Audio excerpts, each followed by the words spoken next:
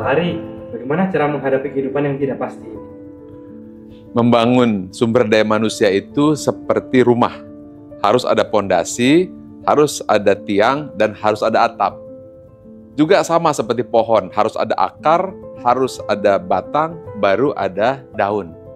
Kebanyakan yang terjadi, orang hanya bangun atap, kemudian membangun daun, tetapi tidak memiliki batang dan akar yang kuat. Nah, akar itulah kecerdasan spiritualitas yang menghujam ke dalam hati, yang membuat dia mampu menahan goncangan sekuat apapun. Nah, batang itu adalah kecerdasan emosional, kemampuan berinteraksi, kemampuan bersosialisasi, kemampuan memimpin. Nah, puncaknya, atapnya atau daunnya itu kecerdasan intelektual, seperti ilmu marketing, ilmu IT, ekonomi, sosial, hukum, dan sebagainya. Nah, itu yang selama ini terjadi hanyalah atapnya dibangun, tidak membangun pondasi, dan tidak membangun tiang. Oleh karena itu, atap itu IQ, batang itu EQ, dan pondasi adalah SQ. Nah, pondasi inilah yang harus dibangun dalam training ESQ eksklusif bersama saya. Pak Ari, bagaimana cara hidup bahagia dalam segala kondisi?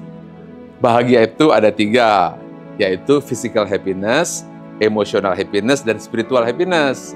Physical happiness, badannya sehat, duitnya banyak.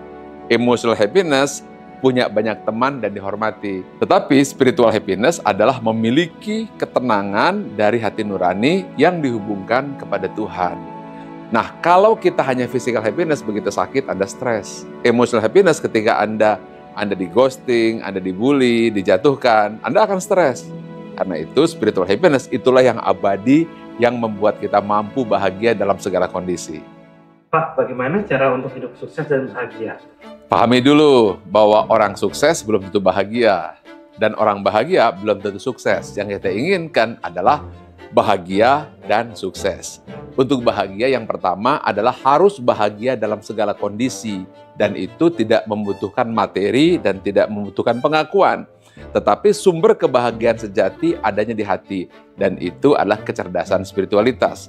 Kalau itu sudah dimiliki, maka dia akan tetap bahagia dalam segala kondisi.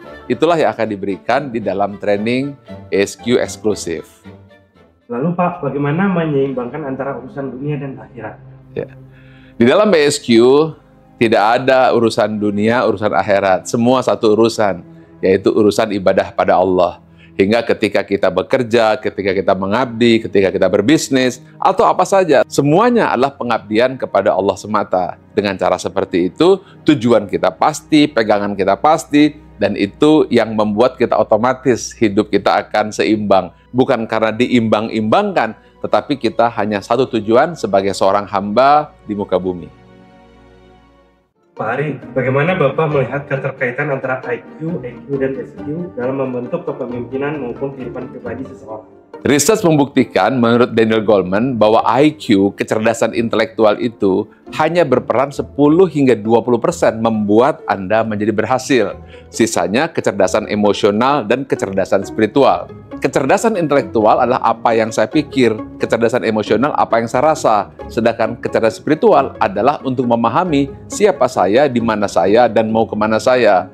Ketika orang memiliki spiritualitas, dia mengerti tujuan hidup, lalu dia mampu mendeteksi dengan EQ atau kecerdasan emosional, dan dengan intelektual dia mampu mewujudkan. Anda bisa bayangkan, kalau orang hanya bisa mewujudkan, tapi tidak punya perasaan dan tidak punya nurani, maka akan lahir yang disebut dengan manusia pemakan manusia atau Homo homini lupus. Pak Ari, setelah orang mengikuti training ini, perubahan seperti apa yang biasanya dialami peserta dalam kehidupan pribadi maupun profesional? Ada 3. Yang pertama, hidupnya penuh arti dan penuh makna, dan dia bisa bahagia dalam segala situasi. Kedua, keberhasilan akan lebih mudah diraih karena dia memiliki arah yang jelas. Dan yang ketiga, dia memiliki daya tahan menghadapi goncangan. 3 itulah yang akan didapatkan setelah training ESQ eksklusif. Pak, jika ada satu pesan kepada orang yang sedang berusaha menemukan arah hidupnya, apa pesan itu? Pahami 3 hal. Siapa kita, di mana kita, mau kemana kita. Dengan cara seperti itu, kita akan mampu menempatkan diri dan akan mampu membawa diri.